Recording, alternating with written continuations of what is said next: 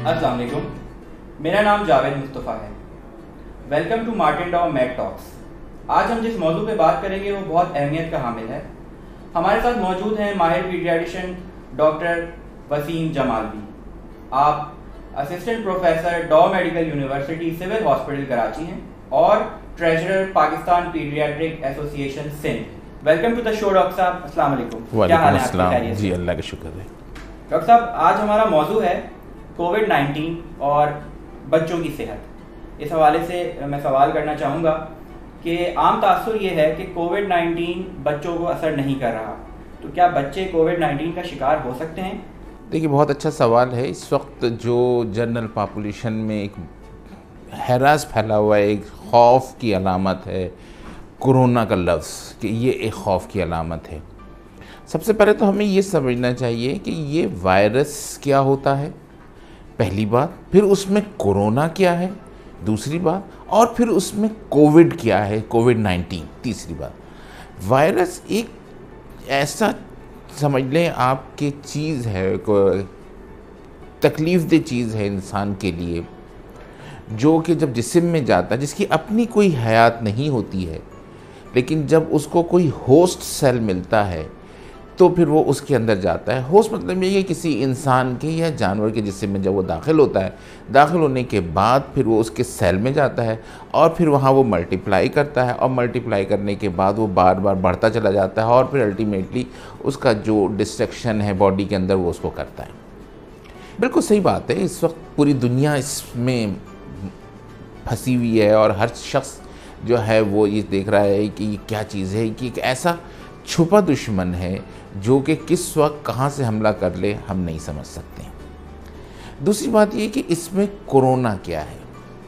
Corona असल में ये अभी की बीमारी नहीं है, ये आज से कोई 60-70 साल पहले, काफ़ी अर्सा पहले, 6-7 दहाई पहले इसको आइसोलेट किया गया था कि दुनिया में कोरोना नाम का कोई वायरस मौजूद है जो कि इंसानों पे हमला करता है। लेकिन ये सिर्फ इंसानों पे नहीं, इसकी कुछ वैरायटी ऐसी हैं जो कि जानवरों पे भी हमलावर होती हैं और वो जानवरों में चलती हैं। जैसे 2002 में सार्स के नाम से ये आया था, उस severe acute respiratory distress syndrome के नाम से ये आया था। उस वक्त भी ये वायरस ने हमला किया था, लेकिन वो इतना नहीं फैला था। 2012 में मर्स के नाम से आया था, मिडिल ईस्ट रेस्पिरेटरी सिंड्रोम, जो कि उस वक्त भी कोरोना ही की एक वैरायटी थी जो कि ये करती है, और ये मिडिल ईस्ट से शुरू हुआ था और फिर इसने दुनिया के और भी मुल्कों में ये चीज़ मिली थी। तीसरी सवाल ये कि इसमें कोविड-19 क्या है। कोविड-19 असल में जो अब तक की रिसर्च है, ये दिसंबर 2019 से शुरू पता चला है। सबसे पहले सब जानते हैं चाइना से शुरू हुआ है। चाइना का एक शहर है यूहान, जहाँ से ये शुरू हुआ है और फिर ये वहाँ से आगे बढ़ा है। चाइना ने शुरू ही में दिसंबर 2019 में ही WHO को जो है ये चीज़ बताई थी कि हमारे यहाँ कुछ ऐसे पेशेंट्स आ रहे हैं जिनको बड़ा नमूनिया होता है और बड़ा तेज़ी से नमूनिया हो रहा है और हम उनको पिक कर रहे हैं। Ultimately they find it out कि ये जो है एक ऐसा वायरस है जो कि कोरोना ही की नस्ल से है, लेकिन इसमें दो चीज़ें ज़्यादा हैं जो किसी भी बीमारी को बढ़ाने के लिए वायरस में होती है, या बैक्टीरिया या फंगाई, जिसमें नंबर 1 ये कि उसकी फैलने की सलाहियत कितनी है, नंबर 2 ये कि वो अंदर जाके कितना तेज़ी से जिस्म को डिस्ट्रॉय करता है। बाइस वायरस, बैक्टीरिया, वायरसेस ऐसे होते हैं ख़ास तौर पे जो फैलते तो बहुत हैं लेकिन बहुत ज़्यादा डिस्ट्रॉय नहीं करते हैं, और बाइस वायरस ऐसे होते हैं जिनमें डिस्ट्रॉय करने की सलाहियत तो बहुत होती है लेकिन वो फैलते बहुत तेज़ी से नहीं हैं। अनफॉर्चुनेटली ये वायरस ऐसा है जिसमें ये दोनों सलाहियतें मौजूद हैं कि ये फैलता भी बहुत तेज़ी से है और जब जिस्म में जाता है तो उसको तकलीफ़ भी ज़्यादा पहुँचाता है। सर, हम कोविड-19 से बच्चों को कैसे महफूज कर सकते हैं? हर शख्स इस वक्त एक जो वर्ड जान रहा है, सोशल डिस्टेंसिंग। सोशल डिस्टेंसिंग का मतलब ये है कि एक इंसान चाहे वो उम्र के किसी भी हिस्से में हो, दूसरे इंसान से 6 फीट के फासले पे रहे, चाहे वो बच्चा हो या बड़ा हो। बच्चे चूँकि घर में हैं तो वो घर में अगर रह रहे हैं और घर में अगर आपने अच्छी आइसोलेशन रखी हुई है या आपने अच्छा क्वारंटीन किया हुआ है अपनी फैमिली को, तो घर के अंदर रहें बिल्कुल, बाहर ना निकलें। बाहर वाले जो साहब अगर कोई जाता है किसी वजह से और वहाँ से वो वापस आता है तो अपने आप को प्रॉपरली हैंड वॉश करे। अगर वो किसी चीज़ से टच हुआ है या कुछ है तो वो चेंज करे, वॉश कर ले, बात ले ले and then involve in the family. तो इस तरह से हम अपने बच्चों को बचा सकते हैं। आजकल चीज़ें जो हमारे जो एक मुशाहिदे में आई है यहाँ पे कि बच्चे खुद बाहर निकल रहे हैं और बाहर खेल रहे हैं, भाग दौड़ कर रहे हैं, दिस इज़ रॉन्ग, ये गलत है। या बच्चों को कोई चीज़ लाने आप भेज रहे हैं कि जी ऐसा करो, दुकान से कुछ सामान ले आओ, तो ये चीज़ गलत है। बच्चों को घर से नहीं निकलने देना है बिल्कुल भी। बच्चों को नहीं पता कि वो किस चीज़ को कहाँ पे टच करके आ रहा है। हालत मजबूरी अगर बच्चे को बाहर ले जाना पड़ रहा है किसी वजह से तो should be with a care taker, कोई बड़ा आदमी साथ जाए जो कि उसको बताता रहे कि बेटा किसको चीज़ को नहीं छूना है, हर चीज़ से दूर रहना है। और बाहर अगर है तो हैंड सैनिटाइज़र पास हो जिससे कि वो वक्तन हाथ को साफ़ करता रहे। तो इस तरह से हम बच्चों को सेफ कर सकते हैं। जी बिल्कुल डॉक्टर साहब। अच्छा डॉक्टर साहब, ख़ास तौर पे नौमौलूद बच्चे जो इन्फेंट्स हैं, कहा जाता है कि वो ज़्यादा एट रिस्क हैं फ्रॉम इन्फेक्शंस या वायरल इन्फेक्शंस। तो कोविड-19 के हवाले से नौमौलूद बच्चों के हवाले से आपकी क्या राय है? देखिए, अब तक जो स्टडीज़, जैसे मैंने आपको बताया कि ये दिसंबर 2019 में ये वायरस आया, इस पे अभी स्टडीज़ बहुत चल रही हैं, लेकिन अब तक की स्टडीज़ ये हैं कि ये वर्टिकल ट्रांसमिट नहीं होता है। वर्टिकल ट्रांसमिट मतलब ये कि माँ से पैदा होने वाले बच्चे को नहीं लगेगा। अगर खुदा ना खास्ता माँ को कोविड-19 है और वो किसी बेबी को डिलीवर करती है तो उसके जो प्रोसेस है उसके खून से बच्चे के खून में नहीं जाएगा। ये अभी तक ये चीज़ साबित नहीं हुई है और इस पे बहुत सारे देखे गए हैं क्योंकि डिलीवरीज़ बहुत हुई हैं इस दौरान पिछले 4-5 महीनों में, जिसमें कि बहुत सी माएँ ऐसी थीं जो कोविड पॉजिटिव भी थीं लेकिन उनके बच्चे कोविड नेगेटिव आए। तो वर्टिकल ट्रांसमिशन तो नहीं है। अब दूसरी बात ये है कि अब बच्चा जो डिलीवर होता है वो डेफिनेटली माँ का दूध पिएगा और जब माँ का दूध पिएगा तो क्या दूध से आ सकता है? तो जी ऐसा भी कोई चीज़ साबित नहीं हुई है। इसलिए माँ का दूध उसके लिए सेफेस्ट पहली ग़िज़ा है जो कि माँ उसको पिलाएगी।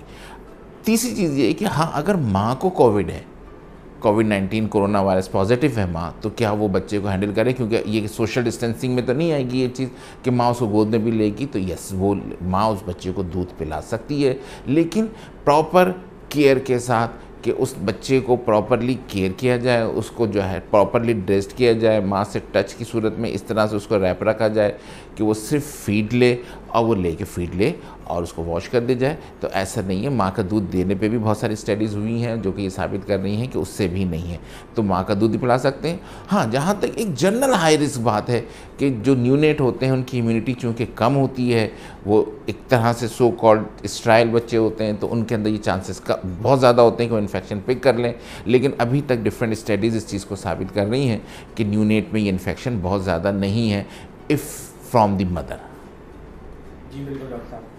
अच्छा डॉक्टर साहब, मेरा अगला सवाल ये है कि वो बच्चे ख़ास तौर से जो अंडरलाइन मेडिकल कंडीशंस के साथ, जैसे कि एस्थमा है, एलर्जी हैं, जीआई कंडीशन या कार्डियक एबनॉर्मेलिटीज़ के साथ हैं, तो कोविड-19 के सिचुएशन में आप वालिदैन को क्या मशवरा देना चाहेंगे सवाल? देखिए, ऐसे बच्चे जो कि जिनको कोई कोमॉर्बिड है, इसको कोमॉर्बिड कहते हैं कि कोई भी किसी किस्म का है, तो ऐसे बच्चों में इस इन्फेक्शन किसी को भी लग सकता है और वो किसी तरह से फैल सकता है।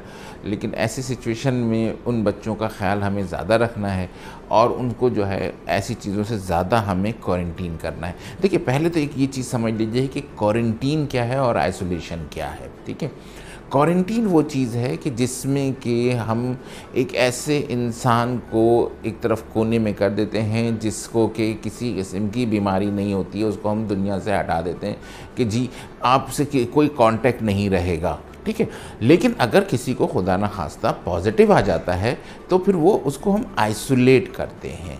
ये दोनों चीज़ें ये हैं। आइसोलेट उस सूरत में किया जाता है जब किसी को ही बीमारी आ जाए। तो ऐसे बच्चे जिनके अंदर कोई कोमॉर्बिड मौजूद है तो उनको हम अच्छी क्वारंटीन कर दें घर में ही, हमें और कहीं नहीं जाना है, घर में ही अच्छी तरह से क्वारंटीन कर दें, प्रॉपर हैंड वॉश करें। जो दरवाजे के नॉब्स हैं या कोई चीज़ें जिसको कि दूसरे लोग छू रहे हैं उनको कोशिश करें कि ऐसे बच्चे ना छुएं, या उनको आप रिकरेंटली जो है उसको डिसइंफेक्टेंट से वॉश करते रहें और घर में भी हैंड वॉशिंग का सिलसिला अच्छा रखें। तो हम ऐसे बच्चों को बहुत आराम से सेव कर सकते हैं, बहुत मुश्किल नहीं है। सिर्फ इसमें एक चीज़ है कि proper quarantine from the outside of the home. अच्छा डॉक्टर साहब, जैसे कि हम जानते हैं कि एहतियाती तदाबीर की भरमार है, हम सोशल मीडिया और मीडिया पे देख रहे हैं, तो एक ख़ासकर एक गर्दिश में है तदाबीर जो हम सुन रहे हैं कि आप स्टीम लें और बच्चों को भी स्टीम दिलाएं, तो इस हवाले से आपकी क्या राय है? देखिए, सबसे इम्पॉर्टेंट बात यह है कि इसकी अलामात क्या हैं। अगर ये बीमारी होती है किसी को, खुदा ना खास्ता, तो ये शुरू होती है जिस्म में हल्के बुखार से, जिस्म में दर्द होना, गले में तकलीफ़ का एहसास होना, नज़ला, खांसी, और फिर खांसी का बेतहाशा ज़्यादा होना, और उसके बाद खांसी का इतना ज़्यादा होना कि फिर उसको किस अस्पताल की ज़रूरत पेश आ जाए। ये स्टेप बाय स्टेप डिफरेंट है। इसकी 4 तरह की प्रेजेंटेशन होती है। ये एसिम्प्टोमेटिक हो सकते हैं, ये माइल्ड डिजीज़ में आ सकते हैं, ये मॉडरेट में आ सकते हैं, और ये सीवियर में भी आ सकते हैं। एसिम्प्टोमेटिक वो है जिसमें कोई अलामत नहीं होती है। हो सकता है बच्चा थोड़ा बहुत कसमसाए या स्लो हो जाए, हल्का फुल्का आपको लगे थोड़ा बहुत हल्का फुल्का बुखार है शायद ऐसा, और उसके बाद वो बच्चा बिल्कुल सही हो जाए, ओके फ़ाइन। या उसको माइल्ड अलामत ये हैं कि उसको जो है हल्का फुल्का नज़ला ज़ुकाम हो और उसके बाद वो बीमारी उसकी ख़त्म हो जाए। तीसरी वैरायटी में ये है कि खांसी बेतहाशा हो जाए, वो बढ़ती चली जाए। और चौथी जो सीवियर कंडीशन है, जिसमें कि उसके जिस्म में ऑक्सीजन ही की मकदार कम हो जाए, क्योंकि ये सबसे ज़्यादा जो है फेफड़े ही पे असरअंदाज होता है, और ये चेहरे से, नाक से, मुंह से, जो म्यूकोजल मेम्ब्रेन है वहाँ से ये बॉडी में दाखिल होता है, और उसके बाद ये फेफड़े को सबसे ज़्यादा इन्वॉल्व करता है। तो इन सब चीज़ों को अगर देखा जाए तो हम अगर ऐसा कंट्रोल डाल दें बच्चे को कि हम उसको इन सब चीज़ों से बचा लें और उसमें अर्ली पिक कर लें इस चीज़ को, तो हम इस बीमारी से बहुत सुकून से बच सकते हैं। अच्छा डॉक्टर साहब, खासकर आजकल जो टॉपिक ऑफ डिस्कशन है और बच्चों के हवाले से मैं ये पूछना चाहूँगा कि कोविड-19 में बच्चों की इम्यूनिटी का क्या किरदार है और बच्चों की इम्यूनिटी हम कैसे बेहतर बना सकते हैं? इम्यूनिटी होती क्या है? बेसिकली ये एक मुदाफ़अती क़ुव्वत है, जो खुदा तरफ़ी निज़ाम है एक, जो अल्लाह ताला ने आपके जिस्म में पैदा किया हुआ है कि आपकी सांस से, आपके खाने से, पीने से किसी भी किस्म का कोई भी, जैसे मैंने शुरू में बताया था, बैक्टीरिया, प्रोटोज़ोआ, वायरस या फंगस, कोई भी चीज़ जिस्म में जाती है तो उसके ख़िलाफ़ एक जिस्म मुदाफ़अती क़ुव्वत करता है। ये आपकी जिस्म की अंदरूनी एक तरह से फ़ौज होती है जो कि उसको आने वाले पे हमला करती है और उसको वहीं ख़त्म करने की कोशिश करती है। ये मुदाफ़अती क़ुव्वत हर इंसान में मौजूद होती है, और इसका एक डेफिनेटली एक लिमिट होती है जिसको कि किया जाए, लेकिन उसको भी कुछ चीज़ों की ज़रूरत होती है। कोविड-19 डायरेक्टली ऐसा नहीं है कि जी मुदाफ़अती क़ुव्वत की सिर्फ इसी के लिए है, नहीं, वो जिस्म में आने वाली हर ऐसी चीज़ के लिए है जो जिस्म में नुकसान पहुंचाए। तो उसके लिए आपकी मुदाफ़अती क़ुव्वत अगर अच्छी हो तो बहुत अच्छी बात है। जैसे आपने शुरू में एक सवाल किया था कि अगर बच्चे के अंदर कोई मॉर्बिड हो, लाइक एस्थमा हो, एलर्जी हो, जीआई प्रॉब्लम हो, कार्डियक इशू हो, तो ऐसे बच्चों में भी ये प्रॉब्लम्स होती हैं। तो ज़्यादा बेहतर है कि ऐसे सिचुएशन में जो सबसे इम्पॉर्टेंट चीज़ है, अपनी मुदाफ़अती क़ुव्वत को बेहतर करने के लिए, वो बहुत आसान है, और इस चीज़ पे तो गवर्नमेंट ने भी पाबंदी लगाई है। ताज़े फल और ताज़ी सब्ज़ी, ये 2 चीज़ें, कोई भी किस्म की सब्ज़ी, किसी भी किस्म का फल, ये कोई ज़रूरत नहीं है कोई एक्स्ट्रा दवाई लेने की, या आप कोई इम्यून मॉड्यूलेटर कोई दवाई ले रहे हैं या कोई मल्टीविटामिन ले रहे हैं, ठीक है, आप लेना चाहें तो ओके फ़ाइन, कोई ऐसी बात नहीं है। लेकिन जो चीज़ें कुदरती तौर पे मौजूद हैं वो इन दोनों में मौजूद हैं। आप एक नॉर्मल प्रॉपर डाइट को अगर आप अच्छा रखेंगे तो आपकी मुदाफ़अती क़ुव्वत बिल्कुल सही रहेगी, जिसमें आपका फ़ैट भी शामिल है, कार्बोहाइड्रेट भी शामिल है, प्रोटीन्स भी हैं, fresh vegetables and fresh fruits. तो ये आपकी इम्यूनिटी को बहुत अच्छा रखेंगे, और जब आपकी इम्यूनिटी बेहतर होगी तो हो सकता है कि छोटा मोटा कोई भी अगर जरासीम किसी भी शक्ल में, किसी भी सूरत में, कोविड-19 ना कोई भी हो, तो वो अगर जाएगा तो आपकी मुदाफ़अती क़ुव्वत उसको ख़त्म कर देंगी और आपकी नॉर्मल इंशाअल्लाह ताला हेल्दी लाइफ रहेगी। बच्चे घर पे हैं, स्कूल्स ऑफ हैं, और देखा ये जा रहा है कि स्नैक्स या जंक फूड्स का इस्तेमाल, चिप्स, बिस्किट वगैरह, ये घरों में बच्चों में बढ़ गया है। तो इस हवाले से आपका वालिदैन के लिए क्या पैगाम है? मेरा जो वालिदैन को एक मुखलिसाना मशवरा ये है कि जंक फूड को कम करें और ना होने के बराबर ले जाएं, कि भाई बहुत आसान है कि मार्केट बंद है, नहीं हो सकता है, और फ्रेश फ्रूट्स और फ्रेश वेजिटेबल की तरफ आएँ। फ्रेश फ्रूट्स लें, चाहे आप उसको ताज़ा खिलाएं, चाहे आप उसको जूस की सूरत में दें, ताज़े फल का जूस निकाल के दें, आप उस तरह की चीज़ों पे ज़्यादा रखें। तो इस चीज़ से आप जितना दूर रहें उतना अच्छा है, ख़ास तौर पे इस सिचुएशन में जबकि एक ही ऐसी बीमारी जब चल रही है मार्केट में जिससे आप खुद डर भी रहे हैं, खौफज़दा भी हैं।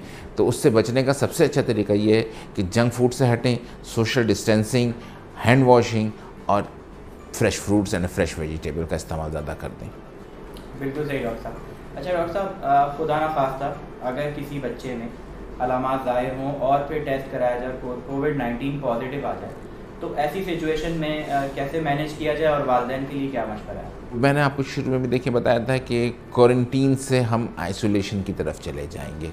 Home isolation best place. अगर उसको सिम्टम्स नहीं है, यानी एसिम्टोमेटिक है, माइल्ड सिम्टम्स में हल्का फुल्का देखिए नज़ला, ज़ुकाम, खांसी, बुखार, ये ऐसी चीज़ है जो कि हर इंसान को इस सीज़न में होती है। आलमोस्ट बहुत से लोगों को इस तरह की बीमारी होती है कि नज़ला ज़ुकाम हो गया, हल्का फुल्का बुखार हो गया, खांसी हो गई। तो इसमें सिम्टोमेटिक देना है।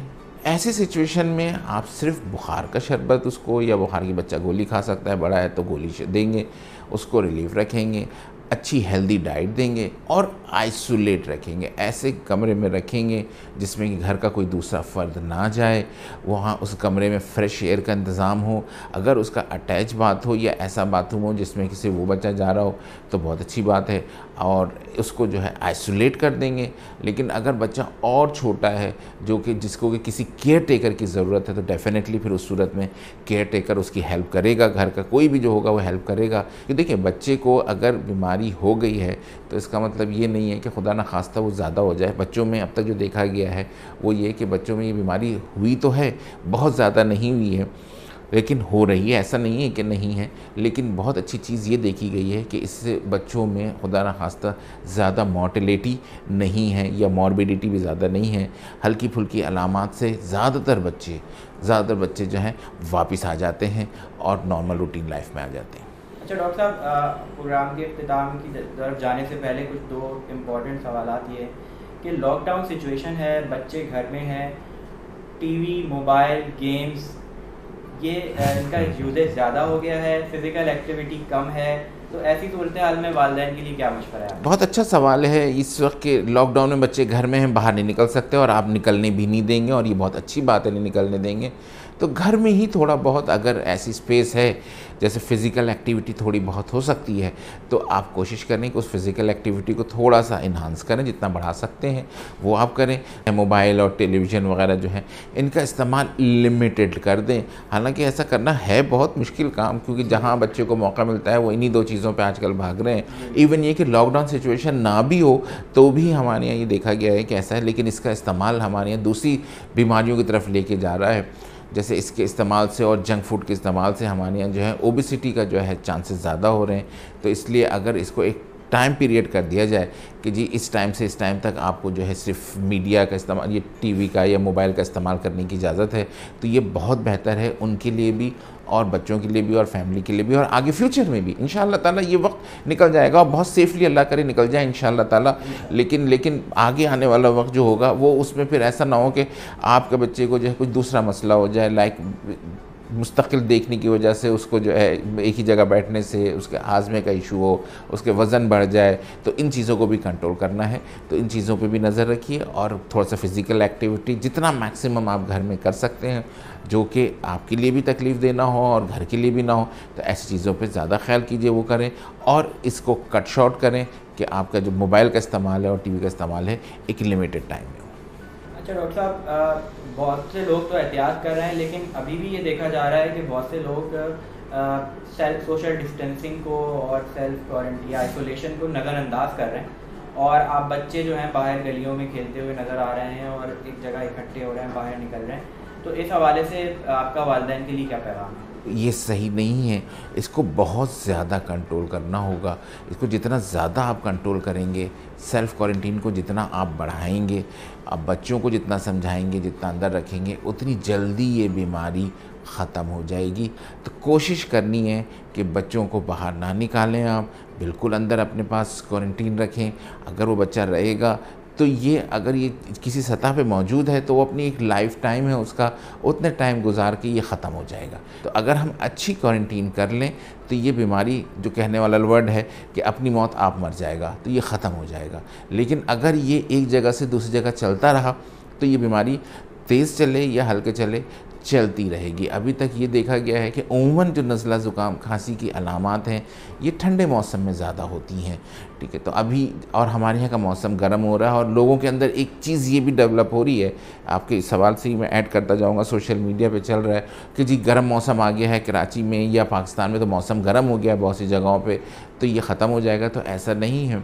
कोरोना की जो डिफरेंट स्ट्रेन्स जो अब तक देखी गई हैं, कोविड की बात नहीं कर रहा हूँ मैं, कोविड पे तभी स्टडीज़ चल रही हैं, लेकिन कोरोना की कुछ स्ट्रेन्स ऐसी भी हैं जो कि गर्म मौसम में भी हो रही हैं। तो इसलिए इस मौसम को अल्लाह करे ऐसा हो कि ख़त्म हो जाए बिल्कुल इंशाअल्लाह ताला, लेकिन इस चीज़ को हमें बहुत ज़्यादा वो नहीं करना है कि हम ये सोचें कि नहीं मौसम गर्म हो गया, अब आराम से बाहर निकलते हैं और घूम फिर के आ जाते हैं। तो ऐसा नहीं है, बिल्कुल ऐसा नहीं करना है। आप अपने आप को सेल्फ़ क्वारंटीन कर लेंगे अगर अच्छा, तो इस बीमारी पर हम बहुत जल्द काबू पा लेंगे। प्रोग्राम के अख्तिताम पे डॉक्टर साहब आप नाज़रीन को क्या पैगाम देना चाहेंगे? 2 चीज़ें ख्याल कर लीजिए, सोशल डिस्टेंसिंग, हैंड वॉशिंग और सेल्फ क्वारंटीन। बस अगर आप इसका प्रॉपर ख्याल कर लेंगे तो ये बीमारी ख़त्म हो जाएगी, आपसे भी और पूरे माशरे से हट जाएगी। तो देखिए ये एयरबॉर्न डिजीज़ नहीं है, हवा से नहीं जाती है, ये हवा में नहीं, हवा में कुछ देर रुकती है। जब कोई इंसान जिसको कि ये बीमारी होती है वो खांसता है तो हवा में थोड़ी दूर तक रहती है, उसके बाद ये फिर ये किसी भी सतह पे गिर जाती है, चाहे वो ज़मीन हो, चाहे वो टेबल हो, चाहे वो कुर्सी हो, चाहे वो दरवाज़ा हो, कपड़ा हो, या जो चीज़ भी हो, ये उस पर और कुछ घंटे की इसकी है हवा में, उसके बाद गिर जाती है। इसीलिए इसको ड्रॉपलेट इन्फेक्शन कहा जाता है कि ये वहाँ पर मौजूद होती है। तो अगर हम, मेरा सिर्फ एक ही मशवरा है अपने तमाम सुनने वालों के लिए कि self quarantine, proper hand washing, ये 2 चीज़ें अगर हम कर लें तो डेफ़िनेटली जब हम बाहर नहीं निकलेंगे तो सोशल डिस्टेंसिंग का भी नहीं रहेगा इशू कि हम बाहर निकलेंगे तो हमें दूसरों से मिलना है। हम अगर नहीं निकल रहे हैं, हम अपने घर में हैं, हैंड वॉशिंग अगर हमने अच्छा रखा हुआ है, प्रॉपर एंटीसेप्टिक से हम अपने दरवाज़ों को वगैरह को साफ़ कर रहे हैं, तो ये बीमारी इंशाअल्लाह ताला ख़त्म हो जाएगी और अल्लाह ताला हम सबको इस बीमारी से महफूज कर देगा। जी डॉक्टर साहब, प्रोग्राम का अख्तिताम करते हैं और मार्टिन डॉग टीम की जानिब से हम आपके बहुत मशकूर हैं कि आपने हमें कीमती वक्त में से टाइम दिया और मुफीद मालूमात फराहम की। तो बहुत बहुत शुक्रिया डॉक्टर साहब और थैंक यू। अल्लाह हाफ़िज़। अल्लाह हाफ़िज़।